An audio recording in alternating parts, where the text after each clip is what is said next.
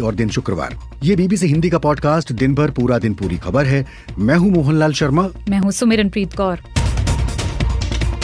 Podcast में आज बात प्रधानमंत्री मोदी के 3 देशों के दौरे की, कर्ज संकट से जूझ रहे अमेरिका की और भारत पाकिस्तान के बीच पनपती मोहब्बत की। G7 शिखर सम्मेलन में हिस्सा लेने प्रधानमंत्री नरेंद्र मोदी पहुंचे जापान के Hiroshima. Honorable Prime Minister traveling to Hiroshima, Japan, 19th of May to participate in the G7 summit where India has been invited as a guest country. प्रधानमंत्री मोदी का जापान, पपुआ न्यू गिनी और Australia दौरा। अंतर्राष्ट्रीय स्तर पर भारत की छवि कितनी बदली है? आज बड़े जो महाशक्तियां हैं उनकी बैठकों में भारत को बुलाया जाता है और आज तो भारत वहाँ एक नई हैसियत से बैठेगा ना। G20 आज G7 से कहीं ज्यादा प्रभावशाली है। अमेरिका के कर्ज संकट का भारत समेत दुनिया पर क्या होगा असर? दुनिया भर में एक तरह की आर्थिक सुनामी जैसा इसका असर होगा, क्योंकि डॉलर की कीमत गिरेगी, शेयर बाजार गिरेंगे, चीजों की कीमतें वो बढ़ जाएंगी। भारतीय पंजाब और पाकिस्तानी पंजाब में परवान चढ़ने वाली मोहब्बत की एक दिलचस्प दास्तान भी सुनेंगे, लेकिन इससे पहले देश और दुनिया के पूरे दिन का हाल सुमिरनप्रीत कौर से।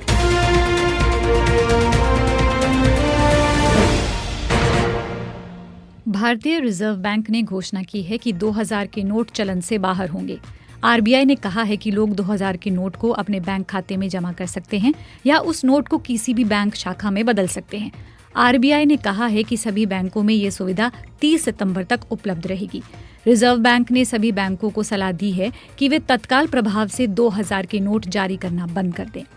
अदानी ग्रुप की कंपनियों के मामले में भारतीय प्रतिभूति विनिमय बोर्ड यानी सेबी की भूमिका की जांच के लिए गठित जस्टिस सप्रे कमेटी ने अपनी रिपोर्ट में सेबी के काम में पहली नजर में कोई खामी नहीं पाई है। 2 दिन पहले ही सेबी को अडानी हिंडनबर्ग मामले की जांच पूरी करने के लिए सुप्रीम कोर्ट से 3 महीने की मोहलत और मिली थी।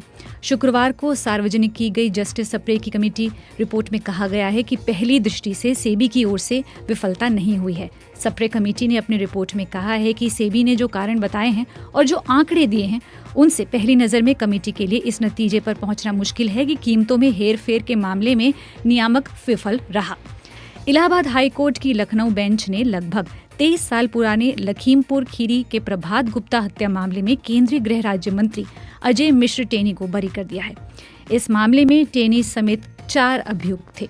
सभी को हाई कोर्ट ने बरी कर दिया। अजय मिश्र टेनी को 29 मार्च 2004 में लखीमपुर की निचली अदालत ने बरी कर दिया था, जिसके बाद इस मामले में हाई कोर्ट में अपील दायर हुई और मामला तभी से लंबित था। अजय मिश्र उस वक्त भाजपा के कार्यकर्ता थे। पाकिस्तान के पूर्व प्रधानमंत्री इमरान खान के खिलाफ लाहौर की आतंकवादी रोधी अदालत ने जमान पार्क स्थित उनके घर की तलाशी के लिए सर्च वारंट जारी किया है। पुलिस ने सर्च वारंट हासिल करने की अपील की थी। कोर्ट ने पुलिस अधिकारियों को निर्देश दिया है कि इस दौरान उनके साथ एक महिला पुलिस अधिकारी होनी चाहिए। पुलिस ने सर्च वारंट हासिल करने की अपील में कहा था कि तकनीकी सबूतों की मदद से उन्हें पता चला है कि 9 मई को देश के कई हिस्सों में तोड़-फोड़ करने वाले लोग कथित तौर पर वहां शरण लिए हुए हैं। वहीं लाहौर की आंतरविरोधी अदालत ने पूर्व प्रधानमंत्री इमरान खान को 9 मई से जुड़े हिंसा की 3 मामलों में जमानत दे दी है। यूक्रेन के राष्ट्रपति वोलोदिमीर ज़ेलेंस्की सऊदी अरब के दौरे पर हैं और अरब लीग से आग्रह किया है कि वो रूसी आक्रमण के खिलाफ यूक्रेन का समर्थन करे। कहा है कि यूक्रेन देश उपनिवेशवादियों और साम्राज्यवादियों से अपना बचाव कर रहा है। अपने शुरुआती भाषण में सऊदी क्राउन प्रिंस मोहम्मद बिन सलमान ने कहा कि सऊदी अरब युद्ध को समाप्त करने के लिए कोशिश कर रहा है। أن ننتهز هذه الفرصة بوجود فخامة الرئيस زيلينسكي رئيس أوكرانيا ومشاركة هذه القمة لنجدد تأكيد موقف यूक्रेन के राष्ट्रपति का स्वागत है। सऊदी अरब ने राजनीतिक रूप से संकट को हल करने के उद्देश्य से सभी अंतर्राष्ट्रीय प्रयासों का समर्थन करते हुए रूसी संघ और यूक्रेन के बीच मध्यस्थता जारी रखने की अपनी तत्परता जारी रखी है। कोशिश रहेगी कि सुरक्षा और शांति हो। यूक्रेन के राष्ट्रपति वोलोदिमीर ज़ेलेंस्की ने ट्वीट किया था कि वे अरब जगत के साथ यूक्रेन के संबंधों को बढ़ाना चाहते हैं और सऊदी अरब के साथ सहयोग को एक नए स्तर पर ले जाना चाहते हैं। उन्होंने अरब नेताओं से आग्रह किया कि यूक्रेन के साथ जो हो रहा है उसे नजरअंदाज ना करें। Unfortunately, there are some in the world and here among you who turn a blind Volodymyr Zelensky कह रहे हैं कि दुर्भाग्य से दुनिया में और यहाँ आपके बीच भी कुछ लोग हैं जो रूस और यूक्रेन के बीच युद्ध के मामले को नजरअंदाज कर रहे हैं और मैं यहाँ इसलिए हूँ ताकि कोशिश करूँ कि इस मामले पर आपका ध्यान खींच सकूँ, चाहे रूस कितना भी प्रभाव डालने की कोशिश करता रहे। यूक्रेन के राष्ट्रपति वोलोदिमीर ज़ेलेंस्की जापान में होने वाली G7 देशों की बैठक में हिस्सा ले सकते हैं।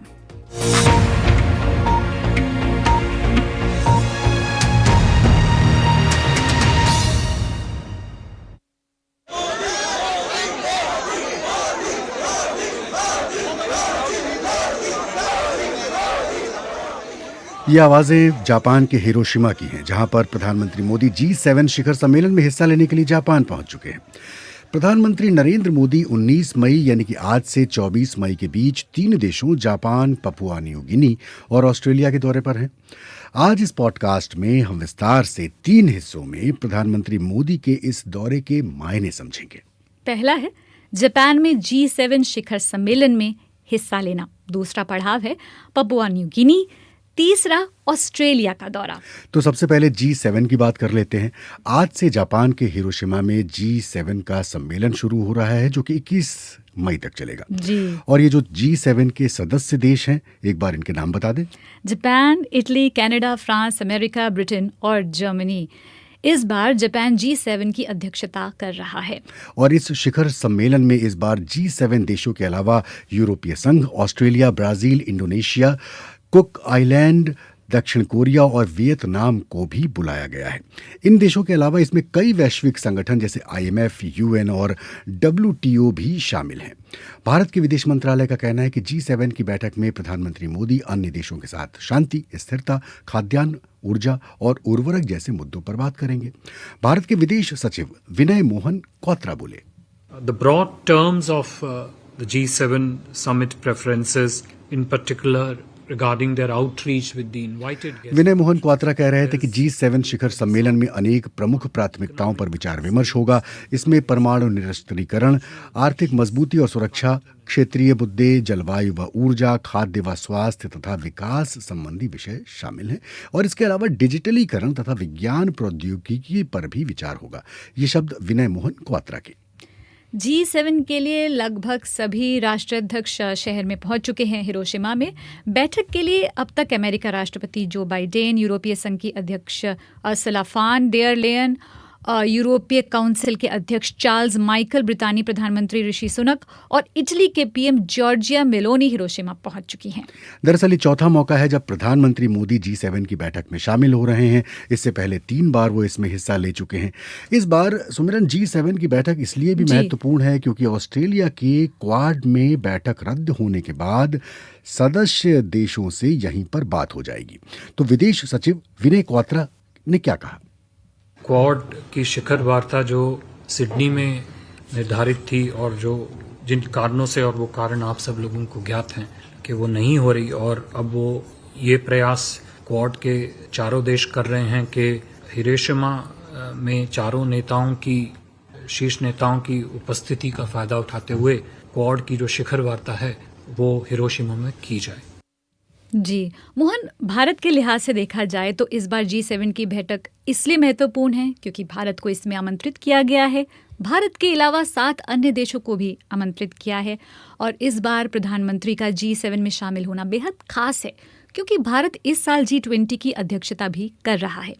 जवाहरलाल नेहरू यूनिवर्सिटी में अंतर्राष्ट्रीय मामलों के जानकार प्रोफेसर स्वर्ण सिंह कहते हैं, आज भारत को उभरती हुई महाशक्तियों की जो एक आपसी तालमेल उभरता हुआ नजर आ रहा है, उसमें जापान है, ब्राजील है, रशिया है, चीन है, इंडोनेशिया, साउथ अफ्रीका, ये सब बहुत से आ जाते हैं। तो आज जो भारत है वो उभरती हुई और जो पहले से स्थापित महाशक्तियां हैं उनकी बैठकों में जाकर बैठता है। तो जो छवि है वो भारत की, उसमें यही परिवर्तन आया है कि आज बड़े बड़े जो महाशक्तियां हैं उनकी बैठकों में भारत को बुलाया जाता है। G7 में करीब 6-7 साल से भारत को हर साल बुलाया जाता है और आज तो भारत वहाँ एक नई हैसियत से बैठेगा ना। G20 आज G7 से कहीं ज्यादा प्रभावशाली है। तो G7 के पुराने क्लब में भारत नामी हो, एक स्पेशल इन्वाइटी हो, और वहाँ वो G20 की प्रेसिडेंसी की हैसियत से भारत के प्रधानमंत्री वहाँ बैठेंगे। इसलिए न केवल G7 क्या कर सकता है आपस में तालमेल से, और G7 G20 में जब आएगा तो बैठ के क्या करेगा उस पर भी बातचीत होगी, उस पर भी तालमेल बनाने की कोशिश होगी। अंतर्राष्ट्रीय मामलों के जानकार प्रोफेसर स्वर्ण सिंह। G7 शिखर सम्मेलन में पीएम मोदी कई देशों के साथ 1-to-1 यानी कि द्विपक्षीय बैठकें करेंगे और इसमें उनकी मुलाकात जापान के प्रधानमंत्री फुमियो किशिदा के साथ भी तय है। और अब से कुछ देर पहले ये खबर भी आई कि मोदी यूक्रेन के राष्ट्रपति जेलेंस्की के साथ भी द्विपक्षीय बैठक कर सकते हैं। मोहन, जापान की जिस जगह यानी शहर हिरोशिमा में ये बैठक हो रही है, इस शहर का इतिहास जो है उसके कई मायने हैं, बहुत इंपॉर्टेंट है। दूसरे विश्व युद्ध में परमाणु हमले से तबाह हुए इस शहर में इस साल 1957 में भारत के पहले प्रधानमंत्री जवाहरलाल नेहरू गए थे। नरेंद्र मोदी वहां जाने वाले भारत के दूसरे प्रधानमंत्री हैं। फुमियो किशिदा के लिए भी हिरोशिमा महत्वपूर्ण है क्योंकि वो खुद इस शहर से आते हैं और मध्य हिरोशिमा ही उनका चुनावी क्षेत्र है। मैंने बीबीसी संवाददाता रेहान फजल से पूछा कि हिरोशिमा की कहानी दूसरे विश्व युद्ध की कहानी कैसे बन गई। देखिए, हिरोशिमा पर अमेरिका ने 6 अगस्त 1945 को परमाणु बम गिराया था। जापान उस समय हार के कगार पर था, लेकिन हथियार नहीं डाल रहा था। एक फाइनल पुश जिसे कहते हैं वो अभी तक नहीं आया था। 7 बजे सुबह जापानी रडारों ने दक्षिण से आते अमेरिकी विमानों को देख लिया, लेकिन उन्होंने कोई इंटरसेप्शन नहीं किया, उनको रोकने के लिए नहीं भेजा गया क्योंकि उस समय जापान में पेट्रोल की बहुत सख्त कमी थी। 8 बजे हमले की चेतावनी थी, वो उठा ली गई और जो रेडियो कार्यक्रम रोक दिए गए थे वो बहाल कर दिए गए। तो ये एक तरह से टोही विमान था। इसके करीब 15 मिनट बाद अनोला गे नाम था विमान का, उसने लिटिल बॉय परमाणु बम गिराया है हिरोशिमा के ऊपर। नीचे आने में उस बम को पूरे 43 सेकेंड लगे हैं और करीब 12,500 TNT के बराबर ताकत थी उसकी। विस्फोट इतना जबरदस्त था कि कंक्रीट की इमारतों को छोड़कर धरती के ऊपर मौजूद हर चीज गायब हो गई थी और ग्राउंड जीरो से करीब 15 किलोमीटर दूर इमारतों के शीशे टूट गए थे और पूरे हिरोशिमा शहर की 2/3 इमारतें 1 सेकेंड के अंदर ध्वस्त हो गई थी। 2,50,000 आबादी थी हिरोशिमा की उस समय, उसमें से 30% यानी 80,000 लोग मौत के गर्त में समा गए थे। 3 दिन बाद यानी 9 अगस्त को अमेरिका ने एक और परमाणु बम गिराया जापान के एक दूसरे शहर नागासाकी पर और उसमें भी उतना ही नुकसान हुआ, उतना ही बर्बादी हुई और जाहिर है इसके बाद जापान की सेना ने अमेरिकी सैनिकों के सामने आत्मसमर्पण कर दिया। तो रेहान फजल बता रहे थे कि हिरोशिमा क्यों महत्वपूर्ण है और आप जो श्रोता हमें सुन रहे होंगे आप ये सोच रहे होंगे कि इस G7 के प्रोग्राम में हम हिरोशिमा की बात अचानक क्यों करने लगे। ज़रूरी इसलिए है कि हिरोशिमा का इतिहास क्या है और वहाँ पर क्यों ये बैठक हो रही है।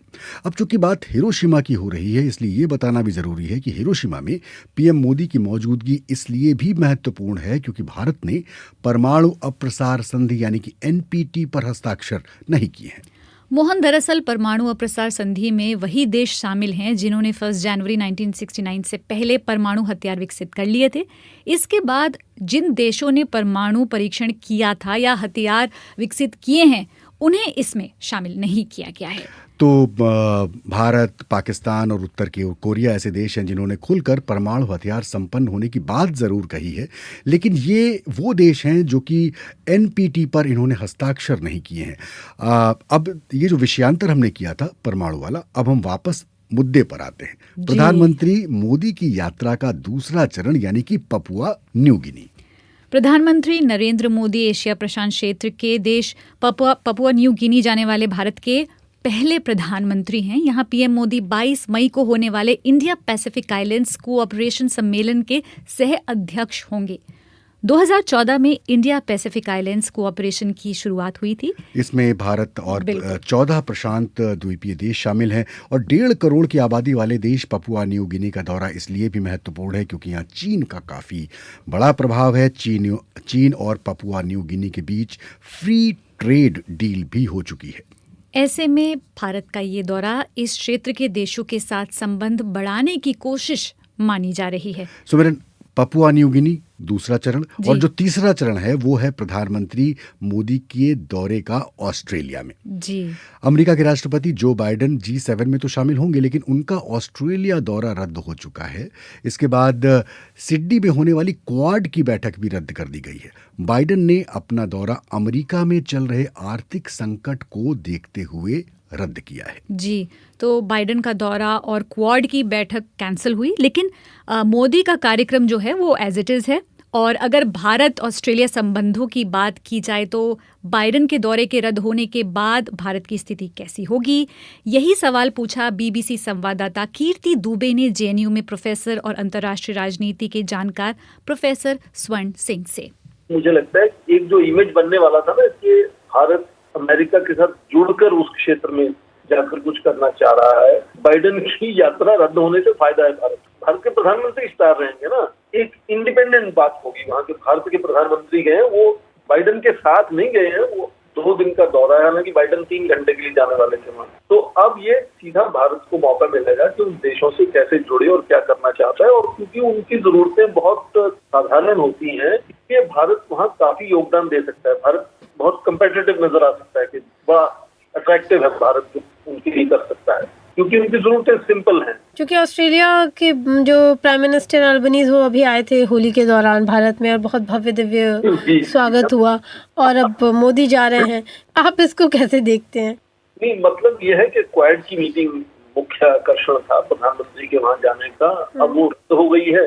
तो आप देखें कि प्रधानमंत्री मोदी जो है वो अपने आप को बहुत व्यस्त रखते हैं, कहीं भी जाते हैं तो 5 दिन में 12, 20, 25 मीटिंग कर लेते हैं। तो जब वो सिडनी जाने वाले थे तो इस क्वाड सम्मेलन के साथ साथ उनकी और भी कई वहाँ मीटिंग्स तय हो चुकी थी, जैसे वो ऑस्ट्रेलिया सीईओ की मीटिंग है, वो हमेशा भारतीय मूल के लोगों से मिलते हैं, वहाँ के प्रधानमंत्री से बायलैटरल होने वाला था। तो वो चीजें जो बाकी मीटिंग्स हैं वो तो है ही, वो तो या तो सब कुछ रद्द करना पड़ेगा। और फिर प्रधानमंत्री का मुझे लगता है कि कार्यक्रम अगले 1.5 या 2 साल तक पहले ही बन जाता होगा। तो ठीक है, भारत के प्रधानमंत्री वहाँ जाएंगे और जो बाकी कार्यक्रम थे उनमें वो शामिल होंगे, और उनको यदि 1, 2, 3 घंटे कहीं अलग से बैठने के मिल जाते हैं तो वो भी भारत के लिए अच्छा है कि इतना हेक्टिक वो रहते हैं कि उनको जो गहरी सोच है भारत को कहाँ ले जाना है उसका भी बीच में मौका मिलना चाहिए। कभी कभी मुझे लगता है वो ध्यान रखते होंगे, पर यदि 2-3 घंटे खाली हो जाते हैं वहाँ उनके, तो मुझे लगता है उसमें भी शायद वो कुछ ना कुछ इस तरह का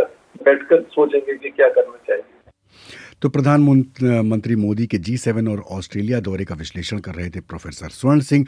वहाँ पर G7 की बैठक में कौन कौन से मुद्दे उठेंगे, कौन कौन से अंतर्राष्ट्रीय मुद्दे हैं, उसकी रूपरेखा तैयार हो चुकी है, और ये माना जा रहा है कि रूस यूक्रेन युद्ध का भी मुद्दा इस पे डिस्कशन हो सकता है। यहीं पर आपको बता दें कि प्रोग्राम के अगले चरण में हम विस्तार से चर्चा करेंगे कि जिस आर्थिक संकट की वजह से अमेरिका के राष्ट्रपति जो बाइडेन ने अपना दौरा रद्द किया है वो संकट क्या है, और कैसे दुनिया की सबसे बड़ी अर्थव्यवस्था इस दुष्चक्र में फंस गई।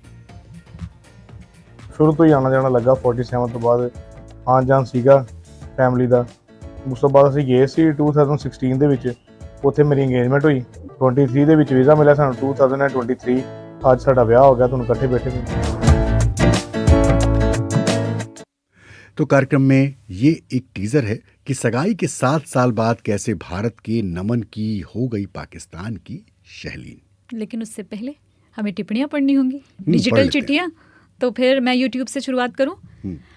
संगीता खड़के हैं, जिनको प्रोफेसर स्वर्ण सिंह की जो उनका जो विश्लेषण था वो उनको अच्छा लगा। साथ ही धारा मीना हैं जो लिख रहे हैं कि रेहान फजल का जो हिरोशिमा पर जानकारी थी वो उन्हें बहुत पसंद आई। मनोहर चमोली जुड़े हुए हैं, दिलशाद उस्मानी हैं, कुलदीप सिंह झाकर जुड़े हुए हैं, तन्नू कुमारी हैं जो कह रही हैं कि मैं क्लास 10th की छात्रा हूँ और मुझे BBC सुनना बहुत पसंद है। और मोहन, अगर आप शायद इनकी टिप्पणी शामिल नहीं, वो शायद कोई और थी, वो क्लास 8th की अच्छा, वाह क्या बात। हाँ, स्टूडेंट थी। आप बताएं, फेसबुक पे कोई टिप्पणी? फेसबुक पर बहुत सारी टिप्पणियां हैं। मेरे पास जो नवनीत मिश्रा की टिप्पणी है कि अमेरिका के बैंकों के डूबने और उसके कर्ज संकट का भारत पर क्या असर होगा। नवनीत भाई, बस कार्यक्रम के अगले मुकाम पर हम आपको सुनाने वाले हैं। मदन लाल लिख रहे हैं कि जॉन जे बाइडेन अपनी आगामी चुनाव में पार्टियों की मजबूती के लिए ऊटपटांग निर्णय लेंगे। मनोहर चमोली लिख रहे हैं कि भारत को चाहिए कि वो एशिया में नेतृत्वकारी मुल्क के तौर पर उभरे और विश्व स्तर पर अपनी उपस्थिति तो उसे दर्ज करानी ही होगी। भी। अब्दुल वाहिद एक टिप्पणी कर रहे हैं, जम्मू कश्मीर से हमें सुन रहे हैं। उसके अलावा मनोहर लिख रहे हैं कि आज का दिन भर बहुत शानदार है। रजनीकांत शुक्ला कह रहे हैं कि अब भारत अब दुनिया में अपनी बात मजबूती से रखता है।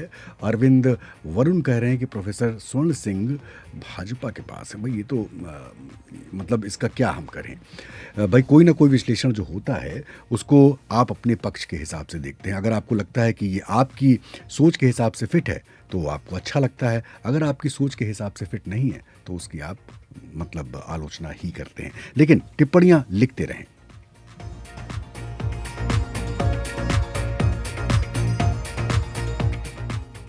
कार्यक्रम में अब हम अगले पड़ाव पर आ गए हैं। बिल्कुल, आज की दूसरी बड़ी खबर पर आते हैं।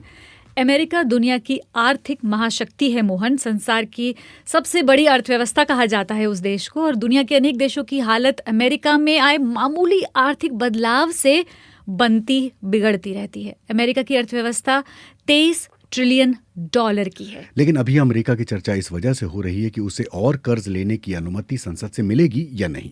इस मामले की गंभीरता का अंदाजा आप इसी बात से लगा सकते हैं कि अमेरिका के राष्ट्रपति जो बाइडेन इस वजह से देश से बाहर नहीं निकल पा रहे, और परिणाम इसका यह है कि चीन के खिलाफ बनाए गए 4 देशों के मोर्चे क्वाड की बैठक ही रद्द करनी पड़ी। जी, चर्चा इस बात की भी हो रही है कि ऐसे हालात पैदा हो सकते हैं जब अमेरिका कर्ज चुका पाएगा या नहीं, उस बात का खतरा है, उसके डिफॉल्टर हो जाने का खतरा है। ऐसा इसलिए हो रहा है क्योंकि अमेरिकी राष्ट्रपति को और कर्ज लेने के लिए अमेरिकी कांग्रेस की मंजूरी चाहिए।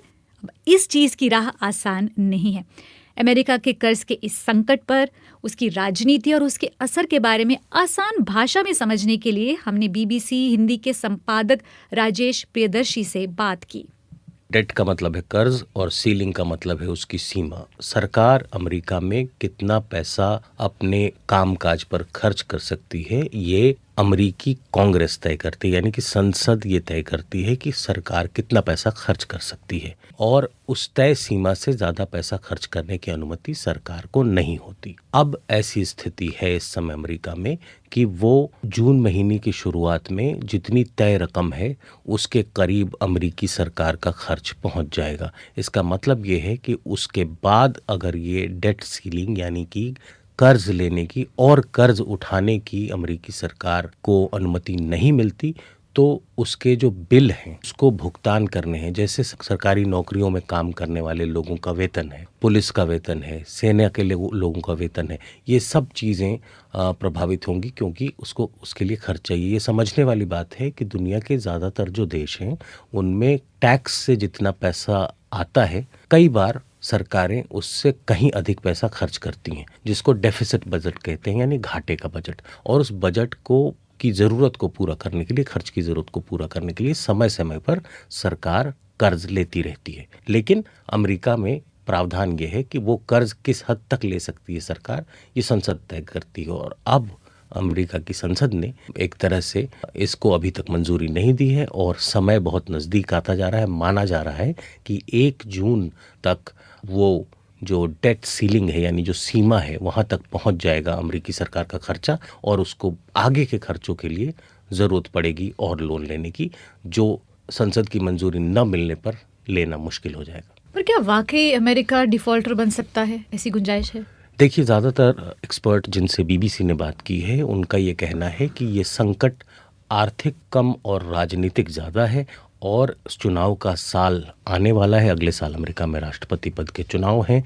इस बात की संभावना से कोई इनकार नहीं कर सकता कि ऐसा नहीं होगा। कई बार ऐसे गतिरोध गंभीर राजनीतिक परिणाम में बदल जाते हैं, और लेकिन ऐसा होगा तो इसके परिणाम इतने भयावह हैं कि एक अर्थशास्त्री ने ये कहा कि जो 2008 में ग्लोबल इकोनॉमिक क्राइसिस आया था उसके मुकाबले ये बहुत बड़ा होगा, इतना बड़ा होगा कि 2008 का क्राइसिस बर्थडे पार्टी की तरह लगेगा। दुनिया भर में एक तरह की आर्थिक सुनामी जैसा इसका असर होगा, क्योंकि बहुत दूरगामी इसके प्रभाव होंगे। डॉलर की कीमत गिरेगी, शेयर बाजार गिरेंगे, चीज़ों की कीमतें डॉलर में तय होती हैं वो बढ़ जाएंगी।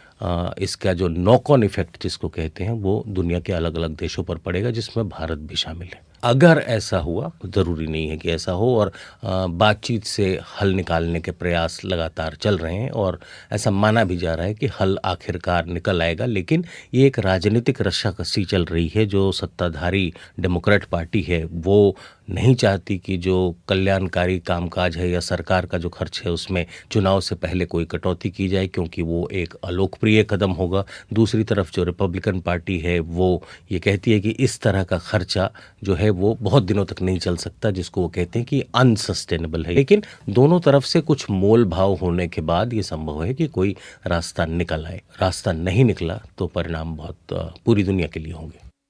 तो अमेरिका पर ये आर्थिक संकट क्यों आया, कैसे आया, बता रहे थे बीबीसी हिंदी के संपादक राजेश प्रियदर्शी। आप सुन रहे हैं बीबीसी हिंदी का पॉडकास्ट दिन भर, पूरा दिन, पूरी खबर। 1947 के बाद कुछ लोग भारत में रहे, कुछ पाकिस्तान में रहे। उसके बाद भी कुछ रिश्तेदारों का मिलना जुलना चलता रहा। अक्सर एक दूसरे से मिलने के लिए सीमा पार यानी कि बॉर्डर पार करते। दो लोगों की मुलाकात कुछ ऐसे ही 2016 में हुई, प्यार हुआ, लेकिन शादी के लिए लग गए 7 साल, क्योंकि वो रहते थे सरहद पार। पाकिस्तान के शहर लाहौर में रहने वाली शहलीन को भारत में पंजाब के गुरदासपुर के नमन से मोहब्बत हुई और दोनों ने शादी का फैसला कर लिया। लेकिन वीज़ा हासिल करने में बड़ी दिक्कतें हुई। इंतज़ार के बाद 2023 में आखिरकार दोनों ने एक दूसरे से शादी की, कामयाब रहे। सुनिए ये खूबसूरत सी कहानी प्रेरणा की आवाज़ में। पंजाब के बटाला में हुई इस शादी की काफी चर्चा है और इसकी वजह ये है कि दुल्हन पाकिस्तान के शहर लाहौर से है। गुरदासपुर में बटाला के नमन लूथरा की शादी लाहौर की शहलीन से हुई है, लेकिन ये इतना आसान नहीं था। दोनों परिवारों को वीजा की इजाजत के लिए 7 साल तक का इंतजार करना पड़ा। शहलीन और नमन एक दूसरे को काफी दिनों से जानते थे। नमन और शहलीन ने अपनी पसंद के बारे में परिवारों को बताया था और परिवारों में बातचीत हुई। दोनों परिवारों से इस शादी के लिए मंजूरी मिलने के बाद असल चुनौती थी वीजा। नमन की नानी कृष्णा मट्टू ने कहा वो पाकिस्तान गई थी, तब दोनों मिले थे और दोनों ने एक दूसरे को पसंद कर लिया। हमने सोचा बच्चों की इच्छा पूरी करें। 2016 ਚ ਅਸੀਂ ਗਏ ਸੀ, ਇਹਨਾਂ ਨੂੰ ਮੈਂ ਨਾਲ ਹੀ ਲੈ ਕੇ ਗਈ ਸੀ ਦੋਨਾਂ ਨੂੰ। ਕੋਈ ਚਲੋ ਬੱਚਿਆਂ ਨੇ ਆਪਣੀ ਆਪਣੀ पसंद हो गई ਇਹਨਾਂ ਦੀ। नानी ने रिश्ता रो कर मांगा तो वहीं नमन की मां योगिता लूथरा ने कहा उनके लिए ये एक झटका था, क्योंकि पाकिस्तान एक अलग मुल्क है। एक झटका ही जिस तरह ਹੁੰਦਾ ਉਹ ਲੱਗਾ ਸੀ, ਸ਼ੌਕ ਹੀ ਲੱਗਾ ਸੀ ਕਿ ਤੂੰ ਐਡੀ ਦੂਰ ਗੱਲਬਾਤ ਕਰ ਲਈ ਹੈ। ਪਹਿਲੇ ਮੈਨੂੰ ਹੁਣ ਲੱਗਾ कि नहीं होना चाहिए कि दूर हैगा ਆ। शहलीन की मां इरशाद जावेद ने कहा सबने इस मामले में फैसला लेने से पहले बहुत सोचा। काफी देर हमारे घर में भी ये मसला होता रहा, बैठ के सलाह करते रहे कि करें या ना करें। कहीं कहते थे कि नहीं दूर है, कि जल्दी वीजा नहीं मिलता। आखिरकार ये शादी भारत में हुई। साल 2016 के बाद जब दोनों परिवार इस शादी के लिए राजी हो गए तो वीजा की मंजूरी नहीं मिली। आखिरकार 7 साल के बाद दुल्हन और उनकी मां को वीजा मिला। अब सभी काफी खुश हैं। शहलीन का परिवार ईसाई है और दोनों की शादी हिंदू और ईसाई रीति रिवाजों से हुई। नमन पेशे से वकील हैं और उनके कई रिश्तेदार अब भी पाकिस्तान में रहते हैं। उनके बचपन से ही परिवार के लोग भारत पाकिस्तान में एक दूसरे से मिलते रहे हैं। नमन ने बताया कैसे उनके परिवार के कई लोग सरहद पर रहते थे तो आना जाना लगा रहता था। देखो जी, पहले तो नानके है मेरे उधर, ਉਹਦੇ ਕਰਕੇ ਆਣਾ ਜਾਣਾ ਸ਼ੁਰੂ ਤੋਂ ਹੀ ਆਣਾ ਜਾਣਾ ਲੱਗਾ। 47 ਤੋਂ ਬਾਅਦ ਆਣ ਜਾਣ ਸੀਗਾ ਫੈਮਿਲੀ ਦਾ, ਨਾਨਕਿਆਂ ਦਾ। ਉਹਦੇ ਨਾਲ ਸਾਡੇ ਵੀ ਰਿਲੇਸ਼ਨਸ ਕਾਫੀ ਸਟਰੋਂਗ ਸੀ। ਉਹਦੇ ਕਰਕੇ ਉਸ ਤੋਂ ਬਾਅਦ ਅਸੀਂ ਗਏ ਸੀ 2016 ਦੇ ਵਿੱਚ, ਉੱਥੇ ਮੇਰੀ ਇੰਗੇਜਮੈਂਟ ਹੋਈ। ਉਸ ਤੋਂ ਬਾਅਦ ਵੀ ਕਰੋਨਾ ਪੀਰੀਅਡ ਚੱਲਿਆ ਕਾਫੀ ਦੇਰ ਤੇ ਵੀਜ਼ਾ ਰਿਫਿਊਜ਼ ਹੁੰਦਾ ਰਿਹਾ, ਮਿਲਿਆ ਨਹੀਂ। ਤੇ ਆਫਟਰ ਆਲ 23 ਦੇ ਵਿੱਚ ਵੀਜ਼ਾ ਮਿਲਿਆ ਸਾਨੂੰ 2023। ਅੱਜ ਸਾਡਾ ਵਿਆਹ ਹੋ ਗਿਆ, ਤੁਹਾਨੂੰ ਇਕੱਠੇ ਬੈਠੇ ਨੇ। शहलीन और नमन का कहना है कि इंतजार और वीजा न मिलना दिल तोड़ने वाला था। उन्हें गुस्सा आता था, लेकिन दोनों ने एक दूसरे से शादी करने का फैसला कर लिया था और सब्र का फल मीठा साबित हुआ। वीजा न मिलने पर नमन और शहलीन ने एक दूसरे से करतारपुर कॉरिडोर में मुलाकात की। उनके परिवार भी वहां मौजूद थे। दुल्हन शहलीन की सगाई के बाद से ही उन्होंने तय कर लिया था कि नमन के घर आना है। जब एंगेजमेंट हो गई थी उसके बाद फिर यही सोचा था कि बस जाना है उधर ही, कहीं और नहीं जाना, चाहे जितना भी टाइम हो जाए वेट करूंगी मैं। लेकिन किसी की मानी नहीं है, दिल को मतलब पसंद था जो वो ही हासिल करना था। कैसी लगी ये कहानी हमें ज़रूर बताइएगा जी। और इस खूबसूरत सी मोहब्बत की कहानी के बाद जाने से पहले आपको आईपीएल का स्कोर बता देते हैं। मुकाबला चल रहा है पंजाब किंग्स 11 और राजस्थान रॉयल्स की टीम के बीच। राजस्थान रॉयल्स ने टॉस जीता और डिसाइड किया कि वो करेंगे बॉलिंग। और जहां तक स्कोर की बात है आपको बता दें 46 पर 2 विकेट गिर चुके हैं पंजाब की टीम के। तो ये तो स्कोर हुआ। इस समय की फिलहाल की सबसे बड़ी खबर है कि 2000 रुपए का नोट चलन से बाहर हो गया है। तो अगर आपको ये मालूम करना है कि आप क्या करेंगे और क्या नहीं करेंगे, bbchhindi.com पर इस समय ये लीड खबर लगी हुई है। इसको पढ़ने के लिए आप हमारी वेबसाइट पर आ सकते हैं। फिलहाल मोहनलाल शर्मा को सुमिरनप्रीत कौर के साथ और तिलक राज भाटिया के साथ विदा दें। हम विदा ले रहे हैं और आपसे अगली मुलाकात हमारी कब होनी है आप जानते ही हैं, सोमवार को हम आएंगे। तब तक नमस्कार। नमस्कार।